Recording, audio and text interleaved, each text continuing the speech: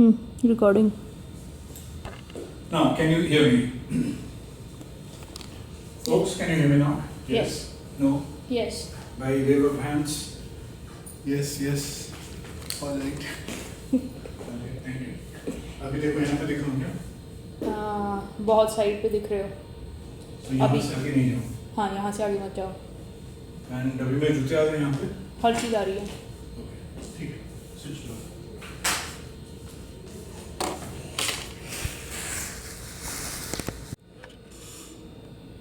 Started recording.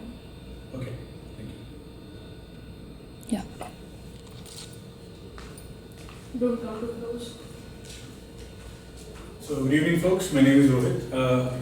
I'm with Infosys for almost 9 years. I'm working as a senior associate in Athos DCG. Today's session will be an introduction to blockchain technology, which I was talking to you earlier is the engine behind Bitcoin. So, as people are saying, blockchain is the next technology which is going to shift all the paradigms. It's the fifth, path-breaking technology, like after mainframe, PC, internet, and social networking. All these things, they change the landscape and how we do business. Blockchain is supposed to be the fifth one. We will see if it's true or not. So first things first, some of you have heard of Bitcoin, some of you don't know what is Bitcoin. So let me explain very quickly a quick introduction about what is Bitcoin, and then we'll move on to blockchain. So what is Bitcoin? Bitcoin is nothing but a ledger which has name of people and the number next to their name or the account number. The names are only for your benefit of understanding.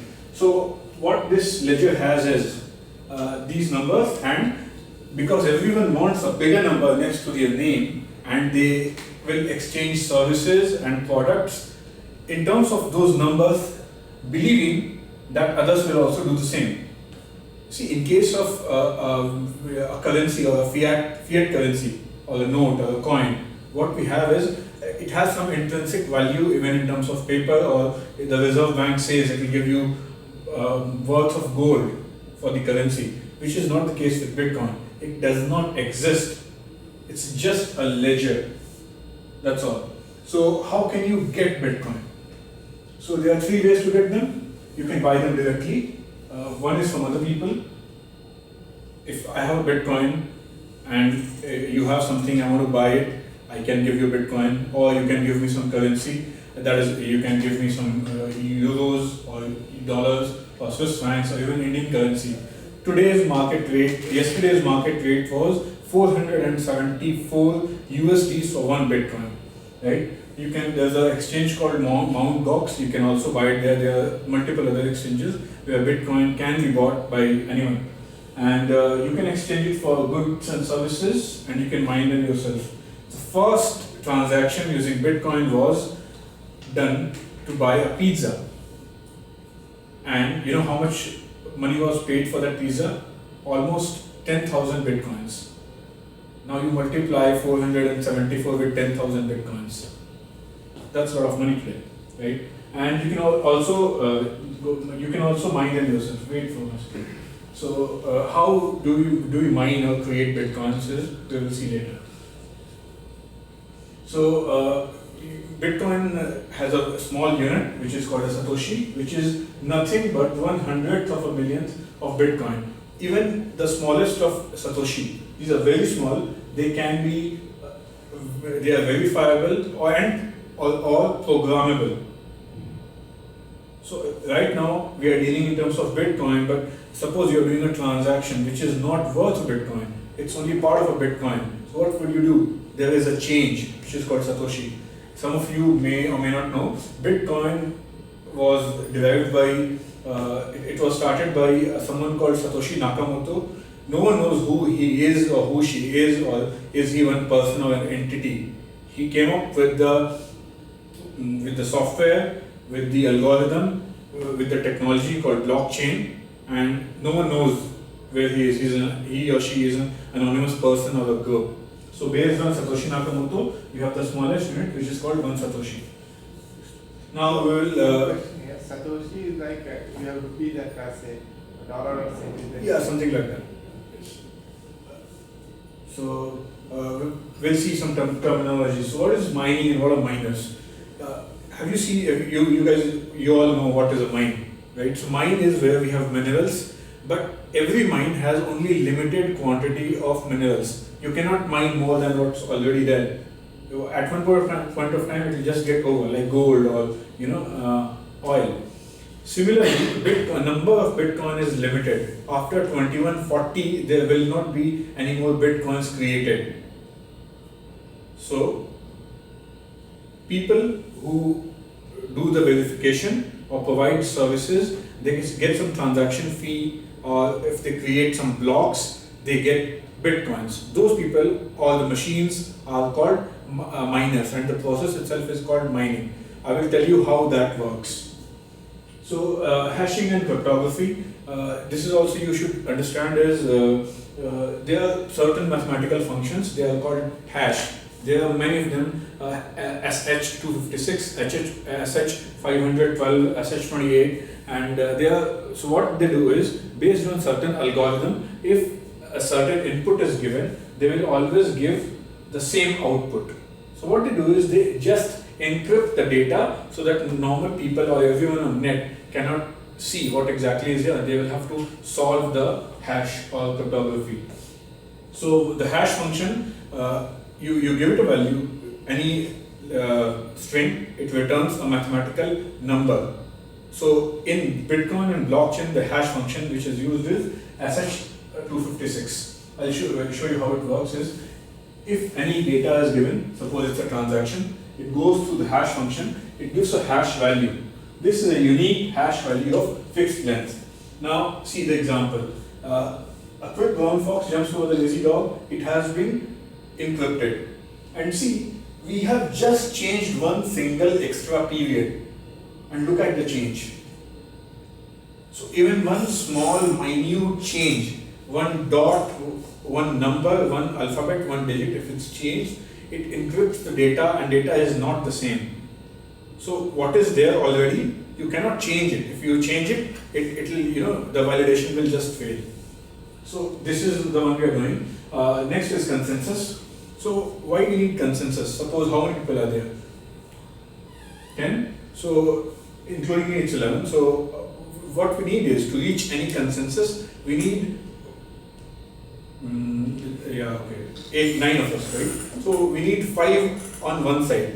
So what it means is, if there's any process, every process should come up with a value, and if all processes propose the same value V, then all the correct processes should have the same value called V. Integrity is if every correct process decides one value, then all other processes should agree that V is the value and that's the correct value, and everyone should agree. So which means now 4 of you decide that on a value called X, right? And 4 of you decide on something else. So what we need someone, for example me, to break the tie. Then it will be more than 51% on one side. So majority is agreeing to something else. So majority will decide or will come to a consensus. Now what is possible is, out of the 4 people who have agreed, or the processes, their process may be wrong, so they have come up with a faulty data or faulty value. So it's generally not necessary to just have one extra person for consensus. You should be, try to achieve more than one to reach a consensus. All right. So the no, sorry. Sure. I did not get the context of consensus in terms of blockchain or Bitcoin. So consensus is more than half of the people should agree with something. That's the idea of consensus.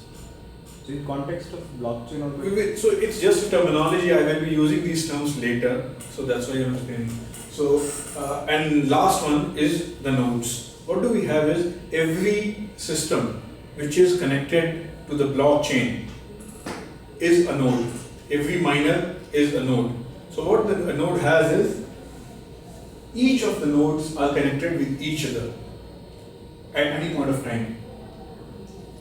They all have same value, same ledger. They all agree on the value which is there. So there is no discrepancy there, and they have to agree to reach any consensus, right? Now, this is the screenshot from today. These are the number of blocks in the blockchain. Almost, you can see, right? So this is what is going on. If you go to blockchain website, it will show you this information. Now let's dig into the blockchain. Right. So what is blockchain? Blockchain is nothing but a simple ledger which has a private key, a public key attached to each account number and a balance. Now, if you look at the private key, it's called private, so it's not available in public domain.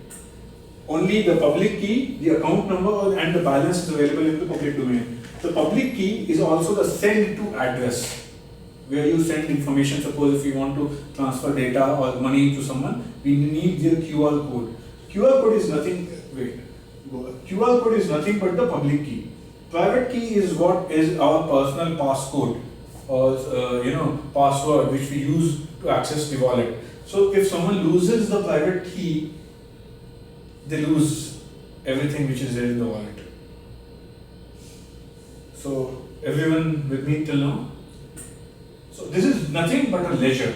It has a public key, account number and a balance. So when account number is decrypted, so it's not a name, so no one can see which, who is that person or entity. If you're using a software called Tor, even your IP address will be hidden. No one will ever know who's doing it, but it's possible to connect a public key to account number and check the balances and check the previous transactions. So this is the ledger. This is the data. Now this ledger is there with all the nodes. Every node which is connected to the system has a copy of this ledger. So if you set up your own mining machine or Bitcoin hardware, it takes around 24 hours to set up the whole thing, and currently the size of the ledger is around 47 or 48 GB, right? So each node has a copy of the ledger and it's same, and they all agree that they have the same copy of the ledger, right? So next, how is a blockchain different from a normal bank? One is it's decentralized, so there is no one single central authority which will confirm or deny that all the transactions are good. It has to be peer-to-peer. Everyone has to agree, and in case there is any issue, there is no one to sue. It's maintained by a group. It's not one person. It's most of the people are anonymous, so they don't need government control. That's why governments are a bit hazy about the existence of blockchain. Most of the time, not most of the time, sometimes it's also used by criminals to transfer money. For example, there was an illegal drug website called Silk Route, and they used bitcoins and blockchain a lot. They used to transfer money using bitcoins. Right? So no government has any control on it, and it has all the transaction history, right from the first transaction, the Genesis block, till now. What was happening? You can go on the Bitcoin website and you can see all the transactions and the public addresses and the account number and the balances. You can all see. So all the nodes will have all the ledger details and Yes. also the transaction details. Yes. So over a period it will grow. Yes. So over the period it goes. So there are two chains. One is the blockchain, the ledger, and second is the transaction index. Right? So for example, I've changed the account number to simple names. We will do a transaction between Akbar and Birbal and see how it works in blockchain. Right? So for example, Akbar transferred 5 bitcoins to Birbal. Right? So what happens is, for the sake of simplicity, in the earlier ledger, I had shown that it has the balances. Actually, it doesn't have balances. What it has is, it has the reference to all the old transactions. So, for example, Akbar, when he started the Bitcoin account, he had some money, he bought some money, he bought some Bitcoins from some of the exchanges, and then all other transactions, maybe to Dan, from Iqbal, all those things, everything is again encrypted. It's a hash value, but it's there. The system can check. It quickly checks the transaction index and make sure that sender has the requisite amount of money, and it updates the ledger. So it updates the ledger. Now Babel has 55 bitcoins and Akbar has 5 less from the earlier, which is 95. Right? So what they transmit is they create a packet of data which has a transaction, a signature, a digital signature. Next I'll explain how a digital signature works, and the send to address, which is nothing but a receiver's public key. Now this data is propagated across the nodes. All the nodes will get this information, right? Next. Yeah. So how do we create a transaction? So we talked about digital signature. So like everyone's signature is unique. People can do forgery, but in digital world that's not possible by using two different keys. One is a private key, which is your own key.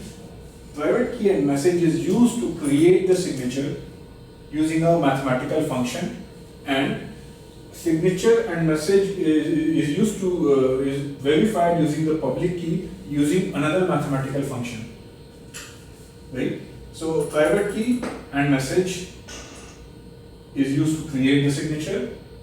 Creating a signature is is a one different mathematical function, but verifying is very easy because of it's a different mathematical function. If you, and you guys are interested, you can start with on Google, check a mathematical function called mathematical trapdoor or elliptical functions, how they work. That will give you some introduction about how the creation or verification is done. These are fairly complex mathematical algorithms, right?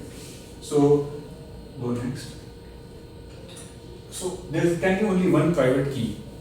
As I was saying earlier, so you have a wallet, you have some bitcoins, you bought it from somewhere, and you have a private key. You use your private key to authenticate all the transactions every time. If by any chance you lose it, you lose all your bitcoins.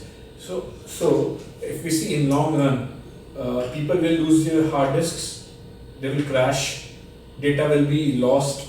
So blockchain or Bitcoin economy is actually a deflationary economy.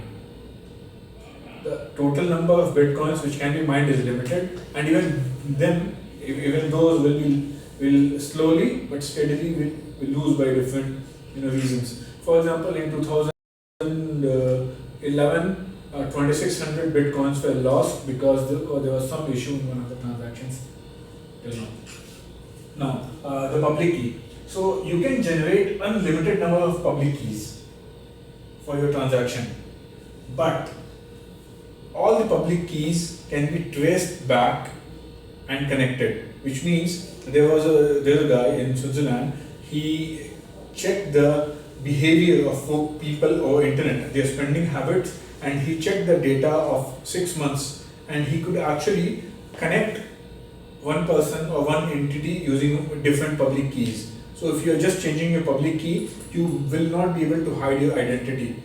What can be established is all these transactions are done by one person. Your identity is your private key, that will be hidden, right? But all the transactions done by one entity, if you have one private key, all the public keys that you have, they can be linked. They cannot point back to the private key, but all the public keys can be linked. So all the transactions, they can be tracked. For example, I had 100 bitcoins. I gave 5 to Meet and 5 to you and 5 to Rahul. Every time what I did is I changed the public key to hide my identity. So, if someone wants to check, what they can do is they can track that, okay, it was the same person who gave 5 bitcoins to her, 5 bitcoins to you, 5 bitcoins to Rahul, but they will not be able to figure out who that person is. But because we have the transaction index, all the transactions can be tracked or combined or joined, linked together, right? So this is the possible addresses, current number of possibilities for signature, public keys, private keys. This is a huge number. I'll give you an example just to understand how big of a number this is. The total number of sand particles currently is 7.4 into 10 to the power 24. If all the sand particles on Earth will each have same number of sand particles on Earth, we have 7.4 into 10 to the power 24 into 7.4 into 10 to the power 24, which will still be less than this number. So this is a huge number. So these many keys or possible addresses, sent to addresses, can be generated. So for all practical purposes, you can say it's limitless or endless, right? So we saw, how one transaction was created using one signature. What about complex transactions or escrow accounts?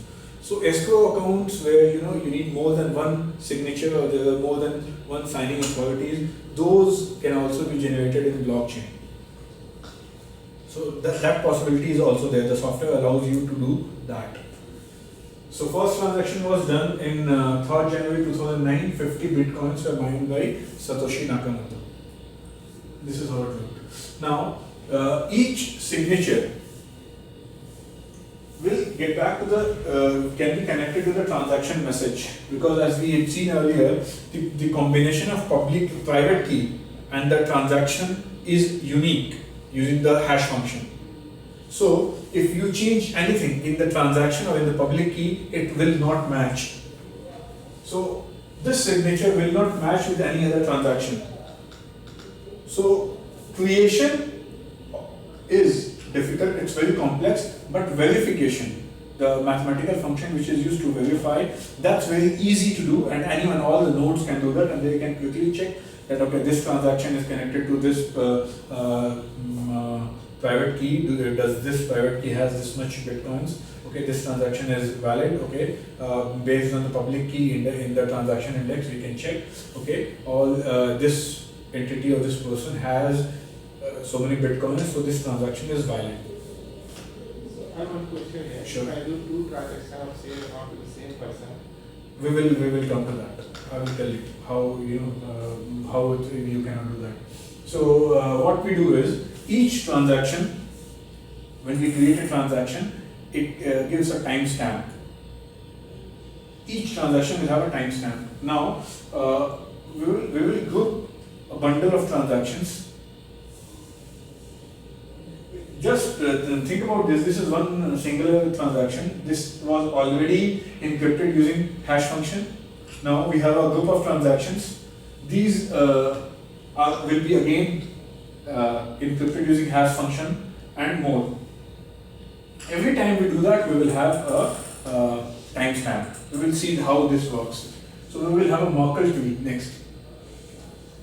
So suppose we have 4 different transactions. Next. So each of them will be passed through the hash function. Each of them will create a hash value. For transaction tx1 it will hash tx1 and tx2 it hash tx2, and then these two hash will be hashed again and these will be hashed again, and finally in the block it will create a final block. The block will have the block number, the hash of this hash, a timestamp, final timestamp. All these have one timestamp and that will have one final timestamp, and we will have a nonce. Nonce is nothing but a random number. You can create a block and join it in the blockchain by guessing the nonce, the random number. This is what is mining all about. So the software, if you install the mining software on the mining hardware, what it does is it bundles all, it picks up on the bundle from the Bitcoin, from the blockchain, and it gets the block. What it does is it just has to guess the nonce.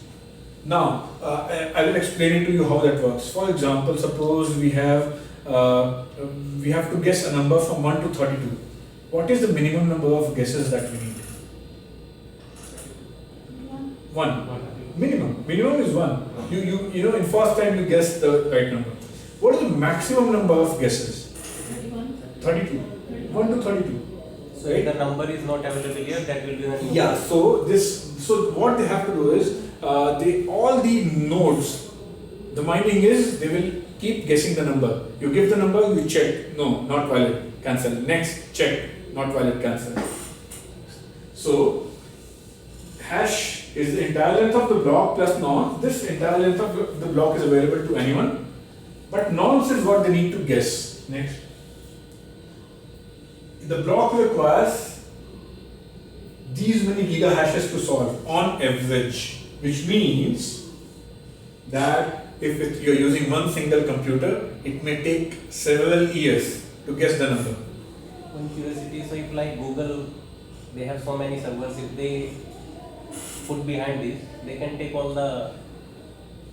Yeah, that's. I'll tell you. So, how it works is one single system may take several years, but because of the total number of systems connected together, it takes 10 minutes on average to guess the random number. Now you're saying Google. So that's one of the things which is which makes blockchain secure. And we will talk about that. I'm covering that. So we'll talk about that, why Google or any government, they cannot put all their resources and Even the terrorist group, if they find the servers. they cannot do that for a reason, and I will cover that in the end. So just go back once again. So when you're mining, all you need to do is guess the random number. The moment you guess, your block is complete and it's added in the chain. We also reclaim disk space when suppose this in the Merkle tree, once the block is created and it's stabilized, what we do is all the hashes. Next, we don't need the hashes. Yeah, What we need is we need the initial transactions. So all the hashes will be removed, and what we will still have is just the hash. You can just say header, right? So this was our block which we created. So previous block will have the previous hash, which means all the previous headers in that block, their individual timestamps and the previous root. And this is how it goes on. So the hash is not needed. We just need the transaction headers. Is that clear? If we have the transaction headers, we can always create the hash. So we do that once the block is stabilized. Yeah. So we had a block. We saw we had a block. So several blocks were created, and we added that to the previous block. So it created a chain. So this is the reason this is called blockchain. So the first block is called Genesis block. Now what happens is we add a new block in the end, right? Let's call it a new block. Now it is possible that it's very rare, but it's still possible for two different systems in two different parts of the world to guess the random number simultaneously. What will happen? So they will both, it will create a fork, right? They will both add the block, right? Because both of them have correctly guessed the number. So what we need to do is, next, we need to wait for the next block. The next block, whichever block this joins, then that becomes the next longest chain. We always pick up the longest chain, which has the longest history, more number of blocks. So what will happen is, we will pick up the first one, the one in red, that will become the longest chain, and this block will be rejected, this will go back in the pool. Now, generally, suppose if you are doing a small transaction, as I was saying, it takes only 10 minutes to create one block, right? If you're doing a small transaction, in 10 minutes, you will get a confirmation that your transaction has been added in the block. But what many people do is, if you have one single system, if you join it in the node, you may take several years, so you may not get enough rewards. So what will you do is, some people, they pool their resources and share the rewards. Rewards are when you create a block, you get 25 bitcoins. Now, you may think, okay, if I get 25 bitcoins, I will leave. But the thing is, you cannot leave unless you get 100 bitcoins. You cannot spend the bitcoins unless you have 100. So that's an incentive to continue in the system. So there is a big pool called BTC pool of miners. They currently own 20% of all the resources in the system. So there was a time extend the complexity of the random guessing method. It will still take 10 minutes. And if resources are removed or resources go down in the number, what will happen? It will again adjust the complexity. So it will take 10 minutes. Why 10 minutes? So the reason 10 minutes is anything less than that, the block size will be very small. If we go more than 10 minutes, it's a round figure, it looks good. If we go more than that, it takes a lot of time. So for small coffee transactions, you cannot wait more than 10 minutes. So 10 minutes is a good number. Now the second one, you said suppose if Google pools it all the resources. So currently, when you mine, which means you are spending computational power, electrical power, right? So we talked about consensus in the beginning. You are asking why the consensus, which it means when a block is created, more than 51% of the nodes, minimum more than 51% will have to agree that the block is correct. So you cannot go back and change the previous block. You can try by putting in all the resources, which means you have to outspend everyone else. So you will end up outspending everyone else. What is mining? Mining, mining takes resources in terms of electricity and computational power, and you get rewarded for spending that computational power. So if you're already spending more than everyone else, then you should be rewarded more than everyone else. But that's again not possible because the ledger is distributed. It's with everyone in the system. So even if you change the data of previous block somewhere, we saw each block has the data from all the previous blocks. And if you change even one single dot, the hash value will change, it will not match. So if you want to create all the 46 GB of data or the ledger, you have to have minimum 51% of the systems. In the Inner Mongolian region of China, where electricity is very cheap, you have thousands and thousands and thousands of computers doing mining. There are people all over the world joining the node. They will outspend and outcompute Google at this point of time. Even Google or even one single government will not have that many resources. And if you have that many resources, it means you are overspending more than everyone else. And if you want to hack or cheat the system, why would you want to overspend? Then there is no reward. So then two questions. It is possible nowadays only by sharing the resources, because otherwise economically it's not feasible. Yes. Second thing is, in the starting it should have been very easy to mine, like one laptop or something. But the value of Bitcoin will be very less. Yes. So I will answer both the questions. So how it worked out is, you said your first question was the sharing of resources. Yeah, sharing of resources. We talked about BTC pool. So BTC is right now currently the biggest pool. They own 20% of all the resources, and they mine 6 blocks. So they realized if they have so much power of changing the blocks or guessing the random numbers so quickly, it's also see, the Bitcoin or blockchain is based on trust. If people start believing that it's not trustworthy, people will not use it. So what they have done is they have put a cap on maximum number of people who can join, who can pool in. 20%. No, there's a cap. So as of now, they constitute 20% of the number of nodes, but they have put a cap.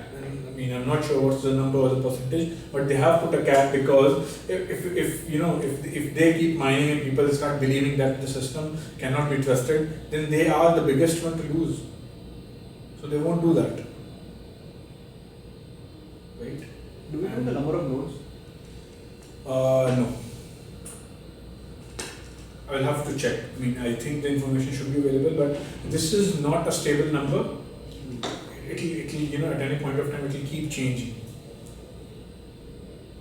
51% is actually doable, but See, that's what we think, but if you have millions of computers already in the system.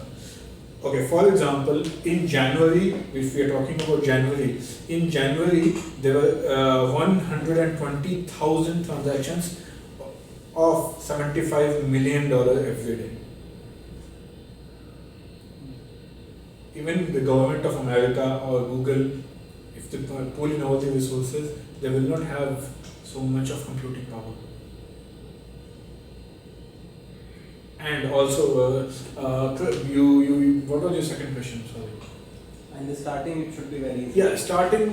So how it worked out is when Satoshi Nakamoto, the person or the entity, when he created the software, he shared it with one person, and over back and forth, they started fixing the kinks. So it took almost 14 attempts to fix and keep it running. So in the beginning, it was easy. I told you the first transaction which was done was when a gentleman sitting in California, he ordered pizza using a Bitcoin. Now, the person who bought the Bitcoin, he was from UK. He paid around $45 or $46 for 10,000 Bitcoins. Yes, so in the beginning it was easy. See, economics is all about demand and supply. Yeah, so the value was less. Yes, so the value, because there was no demand, value was less. Now the value in 2 or 3 years back, the value for one Bitcoin even went to $15,000. Then it came down. It's stabilizing. Now it's roaming around $300 to $474 one Bitcoin. Right, so Can we have Rick? yes, yeah, we have. The last one, and I'll tell you. So, if you say the 51%, the double spend attack, right? What you can do is you can guess the last block, right? And you can change the transaction. Or you can change the. You cannot see the thing is the reason we trust the system is because you don't trust anyone or anything. So suppose someone using the resources change the timestamp somewhere.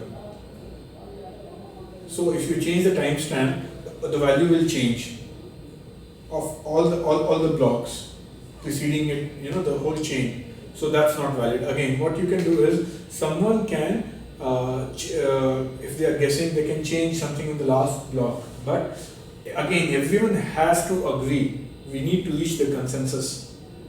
It again tips the favor in 51% people folks.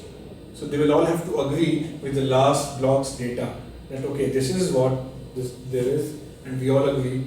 And unless people agree, the block will not be accepted. So that's why when I say stabilized, you should generally wait for minimum one more block to be added after your transaction. Or if you are doing a huge transaction, generally 6 to 7 blocks for around 1 hour should be okay.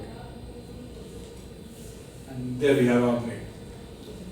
We can meet after 10 minutes, and the next one will be easy session because we will not talk about technology or how things work. We'll just talk about business implications and how it's used, why people are saying that blockchain is such path-breaking or paradigm-changing technology.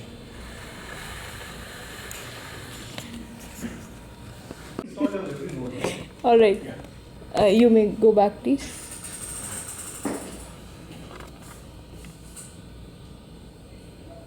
I think it started.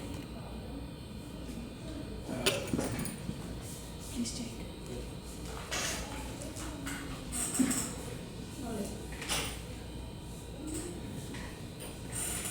So we'll see how a blockchain is used in business. So what some people do is they use very small piece of information. They call it Bitcoin dye or Bitcoin dust. There's a company called Log, and they link that information with valuable artifacts or valuable metals. Now, suppose if you have something valuable, you create it with Bitcoin, it becomes part of the blockchain. Now you cannot change anything in the blockchain, right? You cannot go back and change anything in the blockchain, which means the identity of your artifact is connected and secured, and you own it. So unless Bitcoin is changed, your artifact is put under your name. So no one can steal it. Even if people steal, it will still be, the information is there, it's easily verifiable. You can, you can do is using Bitcoin dye, Bitcoin dust. It's called Bitcoin dust because it's very small piece of information, bits and pieces. So you can actually sell bonds and shares and all those things using blockchain. And a margin extension. Any idea how much money is required to create one credit card transaction? How much money makes it viable? Any guesses? Sorry, I did not get that. How much money is okay? The question was, can you guess what is the minimum amount of transaction which will minimum amount of money which will make a credit card transaction viable? $2. No. In So- India, you can do 1 rupee transaction as well. No, but it's not viable. It's not viable. It's around 70 cents. Oh, like that. Okay. Yeah, like that. So unless your transaction is for more than 70 cents, it's not viable. Right? But that's not the case with Bitcoin. What Bitcoin does is the margin is very low, the fees is very low. If you do any transaction with credit card or debit card, we pay fees in 2% or 3%. But the actual fee, how much is it? It's generally 4 to 7%. Because when you pay money, not all is shown as a credit card, fee. Some part is actually covered in part of anti-money laundering, other expenses, maintaining of the system. So you actually the transaction fee is 4 to 7%. If you transfer money if you have been non-city, you have transferred money back to India, right? So you pay some money. It's more than 1% normally. For example, if you are in US, the ICICI bank takes 1 rupee for each dollar. So if dollar is not 100, it's more than 1%. They actually don't even give you the market rate. If you do it for US, UBS or the bigger banks, they charge you a lot of money. Western Union charges around 10%. At times, in some countries, the money which is sent is the transaction fee is 16 to 20%. On average, the charge of transaction or sending money is 10% worldwide. Any idea the expense if we use blockchain technology to send money? 1%. Less than a cent. So it's win-win for everyone. For customers also, they won't have to pay that much, and for business, I think it's commerce, they can increase their margin.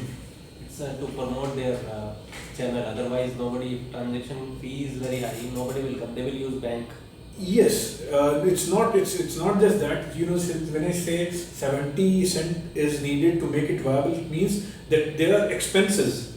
For example, if you are running a school, so there will be some expenses in terms of electricity, workers, cleaning, water, all those things, right? So there is a minimum amount below which you can't go. So it's not that they are just making keeping the prices low so that people are attracted. The expenses itself are extremely low. So who gets this margin? So that's what I'm saying is right now that's why the transaction using Bitcoin is cheaper. what I'm telling you is the business implications, which means if blockchain technology is adopted worldwide, then margin will go down for both the buyers and sellers. If they do it, mainstream buyers and sellers. For example, there are some online sellers. What they do is you will still pay in euros or dollars. They will do the transaction in Bitcoin. So you don't trust Bitcoin, which is fine. They trust Bitcoin, so they take your euros and dollars. They buy it or sell it on the exchanges, and they transact in Bitcoin, so they get some margin there. Hawala. Just imagine. Yeah, I just imagine about Hawala, right? I mean, that's how Hawala works. Not exactly. See, the thing is, when you do that, you can actually track all the transactions. Yeah, and physical currency will not be there. Right? Physical currency is not there. Agreed. Because there is no physical currency, you don't have to maintain a central repository, central bank, the fees, all the resources, electricity, workers, the computers, rent, all those things are just out of the window. So I have a question. So this transaction are facilitated by some companies which collect the margin, right? Which, see, the thing is, it's not yet adopted by the mainstream market. If it's done, then that's how it will be. So correct me if I'm wrong. Right now, it is all about trading, right? I mean, people are getting into this with whatever money they have and trading in terms of. They are also trading, and there are shops in Canada and US where there are Bitcoin ATMs. You can put in your money or your card, and you can buy Bitcoin. And that will transfer to your wallet. Yeah, when you buy it, it goes to your wallet, and you can actually buy coffee. It becomes cheaper. So just I'll share the picture with you. So the companies who have set up the ATMs there, they are collecting this small margin Yes. to be divided. Yes. The wallet provider, the trade exchange. Now, there's a huge impact on financial system. A lot of people will say the banks, they don't want to ditch their old safe system on which they have spent millions and millions of dollars. But there's an estimate which says by 2020, every year, worldwide, banks will save $20 billion if they adopt the blockchain technology. There's so much of money to be saved.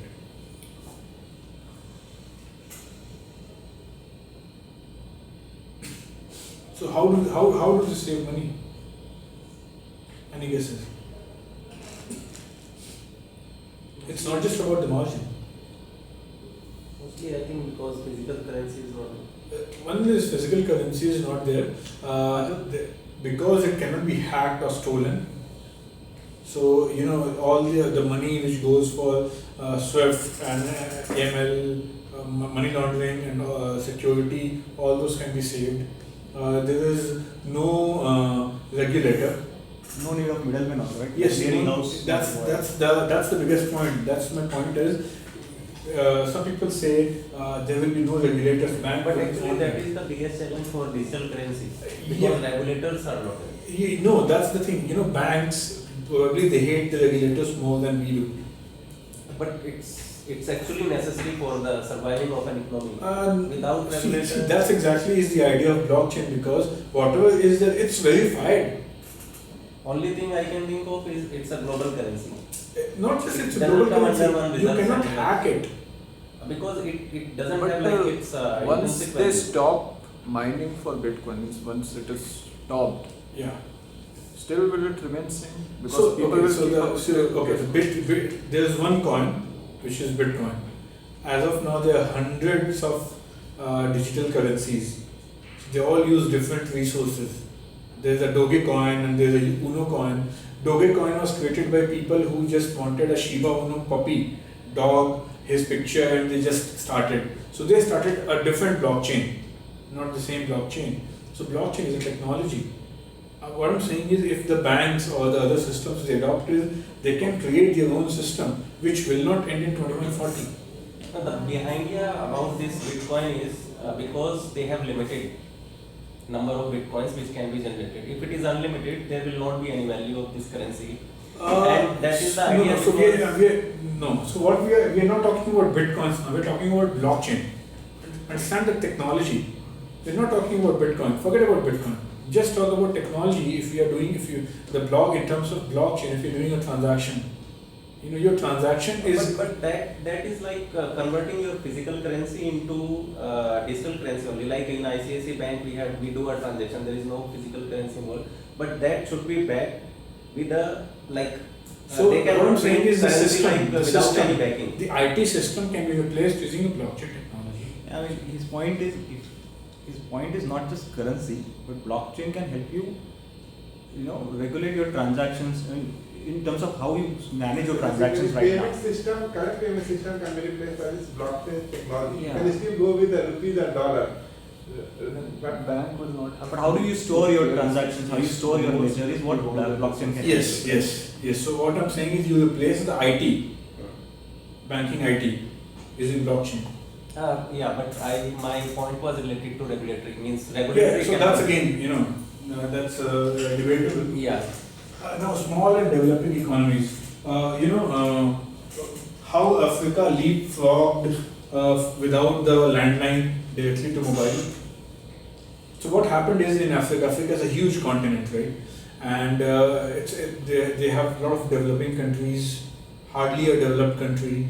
So there was no landline when landline came. And to map such a huge continent requires, it takes time and money and resources. So they were still lagging behind. Then came wireless, the mobile phones, which is easy. You just have to install towers. So they actually leapfrogged other countries in terms of mobile technology. Similarly, I'll give you the example of a country called Philippines. Philippines has a population of around 100 million and 28% of the GDP is by people who send the money back from other countries. Now, if the 28% of GDP is by remuneration based, by money which is sent back, now imagine the transaction and fees which they pay. So, Philippines has actually asked a company called Fatcom to check if the feasibility and start up a blockchain, the whole new financial system for them. So what I'm saying is Bitcoin has its own blockchain. If you are starting a business, you will have to create another blockchain, and that's about it. So one is the setup cost is very low because you don't have to create all the hardware. It will be on everyone's system. Setup cost is very, very low. It's extremely secure, cannot be hacked. So it's an incentive for small economies because currently, if you see in developed countries, there's a distrust or there are so many people and there are already very mature banking systems. So they will take some time, maybe 20-30 years to switch to blockchain technology. But developing countries, they don't have such huge infrastructure in terms of banks or the mature banking system. They don't have huge names. So instead, they can just switch to blockchain. Accounting. For example, you have a company. You have in accounting, you have some money dedicated for different departments. So one department may end up spending more than what is required, and there is a mismatch. But if you have a blockchain, you can just fix this department gets this much money, this percent. So that money is fixed. No one else can use it, and there will be tracking, there will be transparency, there will be zero corruption. Because all the transactions are related, you can actually check the transaction index and figure out, okay, who had what amount at what particular time. And because it's decentralized, it's in public domain, anyone can go and access it. But we still cannot figure out who has how much money because public, private key is restricted. So see, that's okay. So that's for Bitcoin, right? If you want to create a system where you can figure out people's identity, you can actually do that. Instead of account number, you give a unique ID which is created to a name or a database or make make the column bigger, name, address, age, it's an account number. Instead of account number, you make that unique to one person in the country or the place. That's all. Automated verification. This is my favorite. Have you guys heard that Amazon is planning drones to deliver the items? So I used to wonder. I am not at home.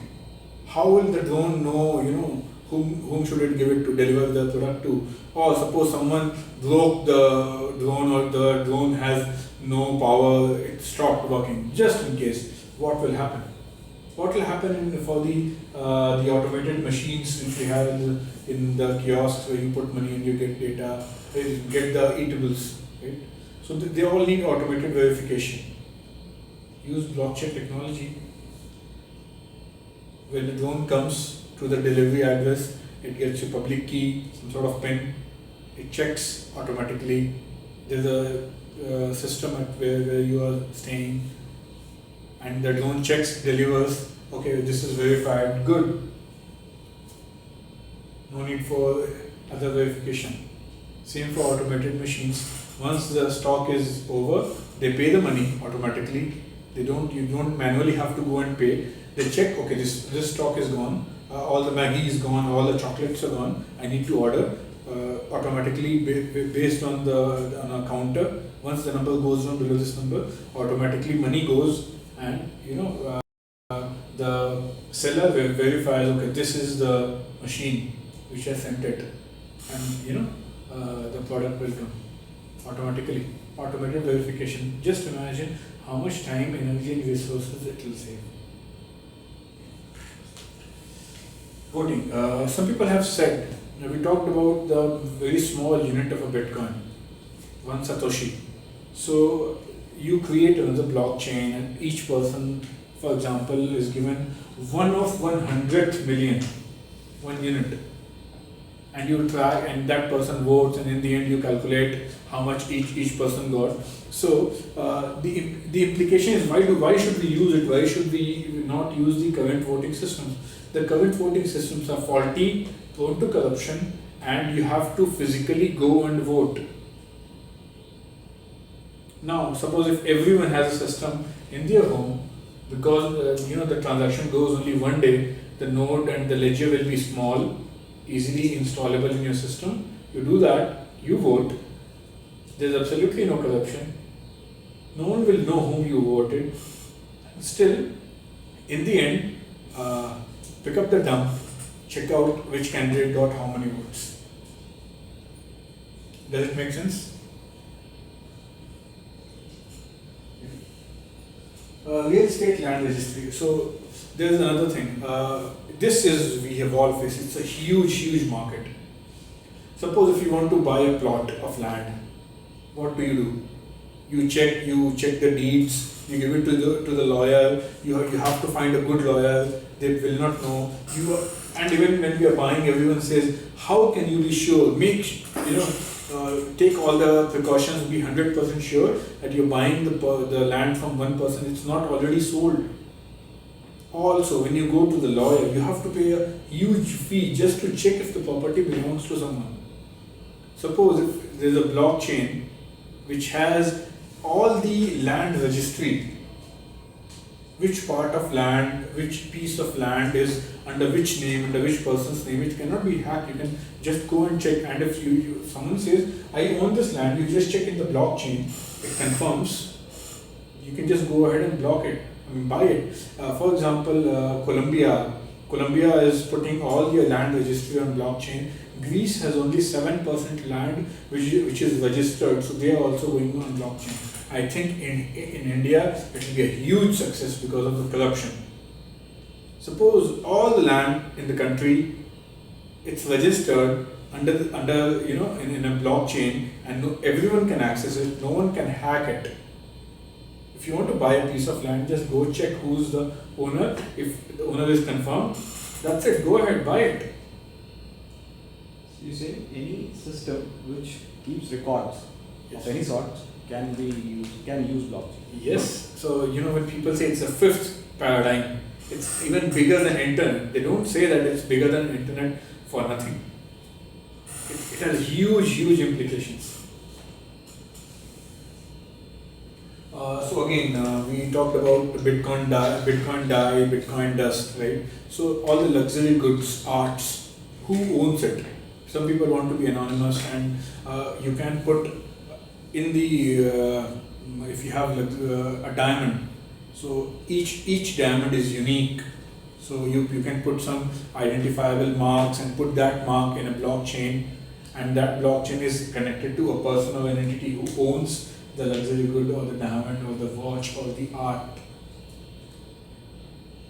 So even if you steal it, if it's if no one can steal it, people can steal and keep it, but they can't sell it. These are my sources.